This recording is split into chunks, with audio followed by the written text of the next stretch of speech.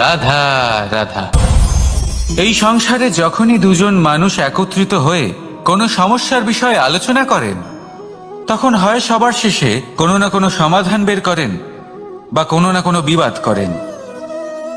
এই বিবাদ হলো মনুষ্য জীবনের সব থেকে বড় ঝামেলা, সব থেকে বড় সমস্যা।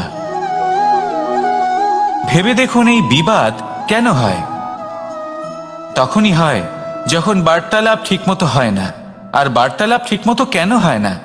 কারণ বেশিরভাগ সময় মানুষ একটাই ভুল করে বসে। সামনের মানুষের কথা শোনেন, কিন্তু তার উত্তর দেবার জন্য, তার কথার মর্ম বোঝার জন্য নয়। কিন্তু যেদিন থেকে, যে মুহূর্ত থেকে আপনি এটা শিখতে শুরু করে দেবেন যে আমি অপরের কথা শুনব, কিন্তু সেটা বোঝার জন্য, তাকে উল্টে জবাব দেবার জন্য নয়, সেদিন থেকেই বিবাদের সমাপ্তি ঘটবে আর বার্তালাপ স্পষ্ট হয়ে যাবে। দেখুন, হয় সামনের মানুষের কথা বুঝতে শিখুন, বা নিজের বক্তব্য ভালোভাবে সামনের মানুষটাকে বুঝিয়ে বলুন। বার্তালাপ নাকি বিবাদ, আপনি কোনটা চান? সিদ্ধান্ত আপনার। আসুন আর আমার সাথে ভালোবেসে বলুন, রাধা রাধা। অনেক সময় আমাদের মনে এই ভাবনা আসে যে আমাদের নিরীহ স্বভাবের সুযোগ নিয়ে এই সংসারের মানুষ শুধু আমাদের দুঃখই দেয়। কতবার এমন মনে হয় যে আমরা সবাইকে সাহায্য করার জন্য এগিয়ে যাই আর সকলে আমাদেরই দোষ দেয়। অনেক সময় এমন মনে হয় যে আমরা শুধুই সৎকর্ম করি, সকলের ভালো চাই, কিন্তু সকলে আমাদেরই বিষয়ে খারাপ কথা বলতে থাকে।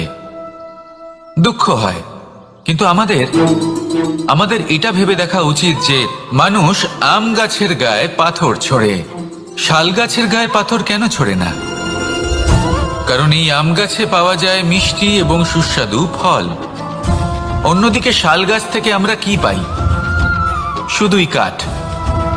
তাই যদি আপনাকে কেউ কথা শোনায়, আপনাকে কোনো কিছুতে বাধ্য করার চেষ্টা করে, আপনার বিষয়ে অনুচিত কথা বলে, তাহলে নিশ্চয়ই আপনার মধ্যে এমন বিশেষ কিছু আছে যা তাদের মধ্যে নেই। নিজের মধ্যে আত্মবিশ্বাস বাড়িয়ে তুলুন, ধন্যাত্মক ভাব আনুন, সৎকর্ম করতে থাকুন। কোনো কটুতা এই মনে প্রবেশ করতে দেবেন না। এই মন সুপ্রসন্ন হয়ে বলবে, রাধা রাধা। এই হলো এক আম গাছ, আর খুব যত্ন সহকারে আমি এটা বড় করেছি। প্রথমে বীজ বপন করেছি, তারপর সিঞ্চন করেছি, তারপর এর থেকে অঙ্কুর বেরিয়েছে, তারপর দিন প্রতিদিন আমি এতে জল দিয়েছি। আস্তে আস্তে ওর পাতা বেরিয়েছে, তারপর ও একটা গাছের আকার ধারণ করেছে। এইভাবেই যদি প্রতিদিন আমি ওর দেখাশোনা করি, তাহলে নিশ্চিত রূপে এর শিকড় আরো দৃঢ় হবে এবং একটা বিশাল গাছের আকার ধারণ করবে, যার থেকে কিছু ডাল জন্ম নেবে, আর তাতে আমি পাবো কিছু মিষ্টি সুস্বাদু আম ফল। এবার আম তো সকলের প্রিয়, সকলের পছন্দের ফল, সকলে খেতে চান। কিন্তু আম পাওয়ার জন্য আগে আপনাকে সেই গাছের যত্ন নিতে হবে। যদি আপনি গাছ লাগিয়ে তারপর ভুলে যান, তাহলে সেই গাছের কি হবে? তার অস্তিত্বটাই মুছে যাবে, তাই না? আমাদের সম্পর্কগুলো কিছুটা এরকমই হয়। যদি সম্পর্ক জুড়ে আপনি ভুলে যান, তাহলে তার অস্তিত্বই মুছে যাবে। তাই শুধুই সম্পর্ক গড়বেন না, তাকে পালনও করুন। নিশ্চিত রূপে আপনার এই সম্পর্করূপী বৃক্ষের ডালে আনন্দের মিষ্টি সুস্বাদু আম ফল নিশ্চয়ই পাওয়া যাবে। তাহলে প্রত্যেক দিন প্রত্যেক সম্পর্ক পালন করুন, তার থেকে আনন্দ লাভ করুন। এই মন ভালোবেসে বলবে, রাধা রাধা। হাস্য, হাসি জীবনে অত্যন্ত মূল্যবান হয়। কথায় আছে যে হাসি এবং হাস্য আমাদের জীবনে ঔষধের মতো কাজ করে, আমাদের সুস্থ রাখে, আমাদের জীবনের অনুভূতিগুলিকে আরো সুন্দর করে তোলে। কিন্তু প্রত্যেক ওষুধের মতোই এর সাথেও এটাই হয়। প্রত্যেক ওষুধ সঠিক সময়ে, সঠিক মাত্রায়, সঠিকভাবে গ্রহণ করতে হয়। যদি এরকম না হয়, তাহলে এই ঔষধও শরীরের ক্ষতি করে দিতে পারে। এবার আপনি ভাবতে পারেন, হাসি থেকে কিভাবে ক্ষতি হতে পারে? আপনি যদি অন্য কারোর উপরে হাসেন, তাহলে হয়তো তার মনে কষ্ট হতে পারে, তার অন্তরের মিত্র হয়তো শেষ হয়ে যেতে পারে, আর অন্তরের শত্রু জেগে উঠতে পারে। কিন্তু এটাই যদি আমরা সকলকে সাথে এনে সকলের সাথে হাসি, তাহলে হয়তো আমাদের অন্তরের এই হৃদয়ের ভেতরে লুকিয়ে থাকা যে শত্রু তা শেষ হয়ে যেতে পারে, আর অন্তরের বন্ধুসত্তা প্রকাশিত হতে পারে। ঠিক কি না? এবার আপনাকে উদাহরণ দিই। যখন দ্রৌপদী দুর্যোধনকে নিয়ে হেসেছিল, তখন তা মহাভারতের সৃষ্টির কারণ হয়েছিল। কিন্তু সেইখানেই যখন পার্থ আর মাধব একসাথে বসে মৃদুমন্দ হাসতেন, তখন ধর্ম স্থাপন করা হয়েছিল। তা আপনি কি চান? কাউকে নিয়ে হেসে তাকে আঘাত করতে চান, নাকি সকলকে একসাথে এনে তাদের হাসিয়ে তুলে ধনাত্মক প্রভাব ফেলতে চান? সিদ্ধান্ত আপনার। আসুন আর আমার সাথে ভালোবেসে বলুন, রাধা রাধা। সিংহ। কথায় আছে, সিংহ হলো বনের রাজা। কিন্তু যখন সিংহের তথা বনের রাজার খিদে পায়, তখন তাকেও বাইরে এসে কর্ম করতে হয়। কোনো হরিণ নিজে সিংহের সামনে এসে এটা বলে না যে, আরে আপনি হলেন বনের রাজা, আপনি আমাকে ভোজন রূপে গ্রহণ করুন, আমি নিজের প্রাণদান করতে প্রস্তুত রয়েছি। এমন তো কখনোই হয় না। সিংহকে গুহা থেকে বাইরে বেরোতেই হয়, বনে ঘুরে বেড়াতে হয়, ধৈর্য ধরতে হয়, বিভিন্ন ধরনের পরিশ্রম করার পরেই তার ক্ষুধা নিবারণ হয়। হরিণ নিজে থেকে তার কাছে চলে আসে না। সেইভাবেই জীবনে কি সাফল্য আমাদের কাছে নিজে থেকে হেঁটে আসে? কখনোই আসে না। ততক্ষণ আসে না যতক্ষণ না আমরা পরিশ্রমের পথে চলা শুরু করছি। পরিশ্রম করতে থাকুন, এই পরিশ্রমের পথে অগ্রসর হতে থাকুন। যতক্ষণ আপনি পরিশ্রমের পথ ধরে এগোতে থাকবেন, সাফল্য আপনার কাছে আপনা আপনি চলে আসবে। তাহলে জীবনে নিরন্তর প্রয়াস করুন, পরিশ্রম করতে থাকুন, সাফল্য লাভ করুন, আর আমার সাথে ভালোবেসে বলুন, রাধা রাধা। জীবনে ক্ষমা চাওয়া তাও কিছুটা সহজ, ক্ষমা করতে পারা অত্যন্ত কঠিন। ক্ষমা 2 অক্ষরের এই শব্দ হতে পারে, কিন্তু অত্যন্ত বড় এই শব্দ, অত্যন্ত গুরুত্বপূর্ণ এই শব্দ।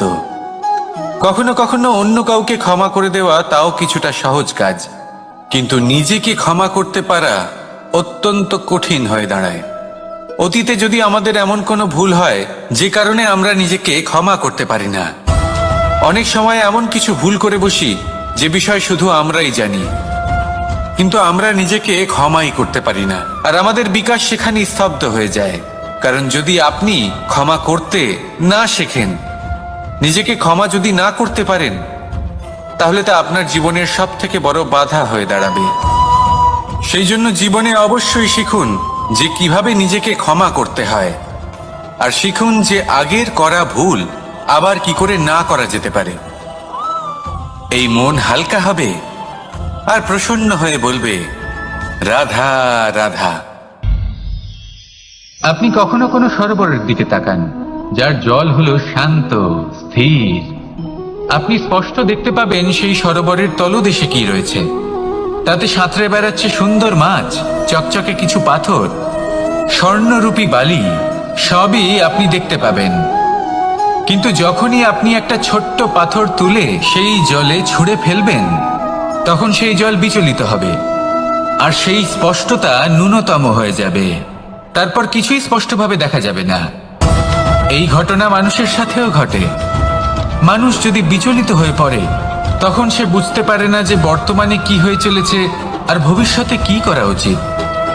কিন্তু সেই মানুষ যদি শান্ত থাকেন, স্থির থাকেন, ধন্যাত্মক থাকেন, তাহলে নিশ্চিত রূপেই বুঝতে পারবেন যে বর্তমানে কি করতে হবে আর ভবিষ্যতে কি করতে হবে।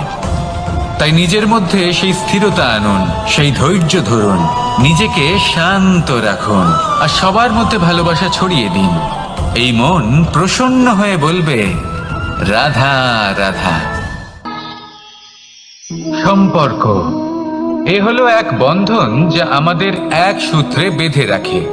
কিন্তু এমন কিছু ব্যক্তি থাকেন যারা এই সম্পর্কের বিষয়ে নিজস্ব একটা ধারণা করে ফেলেন যে সম্পর্ক এরকম হওয়া উচিত, সম্পর্ক সেরকম হওয়া উচিত।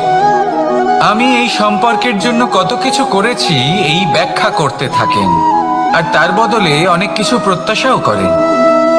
কিন্তু সত্য হলো এটাই যে সব সম্পর্ক একরকমের হয় না, কিন্তু প্রত্যেক সম্পর্কের একটা বিশেষত্ব থাকে। যেমন চোখ আর নাকের এই সম্পর্ককেই দেখুন। চোখের সব থেকে কাছে কে আছে? নাক আছে। কিন্তু এই চোখ দিয়ে এই নাককে আমরা দেখতেই পাই না। তবে কি ধরে নেব এই সম্পর্কের কোনো মূল্য নেই? এমনও নয়। ঠিক এইভাবেই যদি কোনো ব্যক্তি তার আবেগ আপনার কাছে ব্যক্ত করতে না পারেন বা প্রকট করতে না পারেন বা আপনাকে বোঝাতে না পারেন, তাহলে তার মানে এটা নয় যে তার সাথে আপনার সম্পর্কের তিক্ততা রয়েছে। এমনটা কখনোই নয়। শুধু চোখ আর নাকের এই সম্পর্কের মতোই হলো আমাদের জীবনে আমাদের আপনজনের সাথে সম্পর্ক। যদি কারোর ব্যবহার আপনার প্রতি অনুচিত হয় বা যদি কেউ অনুপস্থিত থেকে থাকে বা কেউ যদি আপনাকে বুঝতে না পারেন, তাহলে তার অর্থ এটা নয় যে আপনি সেই সম্পর্ক ভেঙে ফেলবেন। বুঝুন, আপনার জীবনে তার গুরুত্ব কোথায় আর তার জীবনে আপনার। সম্পর্ক গড়ে তুলুন, তাকে পালন করতে শিখুন, একসাথে মিলে চলুন। এই মন সুপ্রসন্ন হয়ে বলবে, রাধা রাধা। প্রারম্ভ শূন্যের দ্বারা হয়ে থাকে, তা সে ব্রহ্মাণ্ডই হোক, পৃথিবীই হোক, আদি ইত্যাদিই হোক। সবাই নিজের অস্তিত্ব শূন্য থেকে লাভ করে। এই শূন্য যার নিজের কোনো অস্তিত্ব নেই, কিন্তু সে সকলকে অস্তিত্ব দান করে থাকে। আমাদের এই শূন্যের মতো হতে হবে। যে আমাদের সাথে যুক্ত হবে তাদের অস্তিত্ব অনেক বেশি প্রখর হবে, বিশাল হবে, শ্রেষ্ঠ হবে। কিন্তু যেই আমরা তাদের থেকে দূরে যাব, তারা আমাদের উপস্থিতির আভাস পাবে, আমাদের গুরুত্ব বুঝতে পারবে। শূন্যই হলো সূত্রপাত, শূন্যই হলো সমাপ্তি। শূন্যকে কেউ যতই ছোট মনে করুক, কিন্তু এই শূন্য অত্যন্ত গুরুত্বপূর্ণ। তাই এই শূন্যের মতো হয়ে উঠুন আর আমার সাথে ভালোবেসে বলুন, রাধা রাধা। সাগরের ঢেউ সমুদ্র তটে ধাক্কা খেয়ে পাথরের সাথে ধাক্কা খেয়ে তার আকার বদলে দিতে পারে। বিভিন্ন আকারের পাথরে এদের ঘষে ঘষে গোলাকার বানিয়ে দিতে পারে, কিন্তু এই সাগরের ঢেউ এদের নিজেদের আকার কখনো বদলায় না। কিন্তু এমন কেন? কারণ এরা বিচ্ছিন্ন হয়েও আবার একত্রিত হতে জানে। অর্থাৎ যখন এরা বিচ্ছিন্ন হয় তখন মতভেদ অবশ্যই, কিন্তু আবার একত্রিত হওয়া হলো এদের একতার প্রতীক।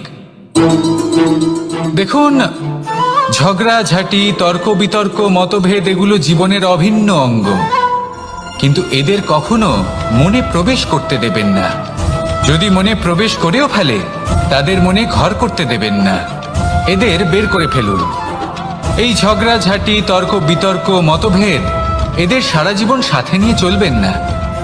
যদি একসাথে নিয়ে চলতে চান, তাহলে সকলকে একসাথে নিয়ে চলুন, ঢেউয়ের মতো। একতায় বিশ্বাস রাখুন। একসাথে মিলে যদি এগোতে থাকেন, তাহলে অনেক দূর পৌঁছবেন। নয়তো শুধু দূরের কথা ভেবেই যাবেন। কি চান সেই সিদ্ধান্ত আপনারই। আসুন আর আমার সাথে ভালোবেসে বলুন, রাধা রাধা।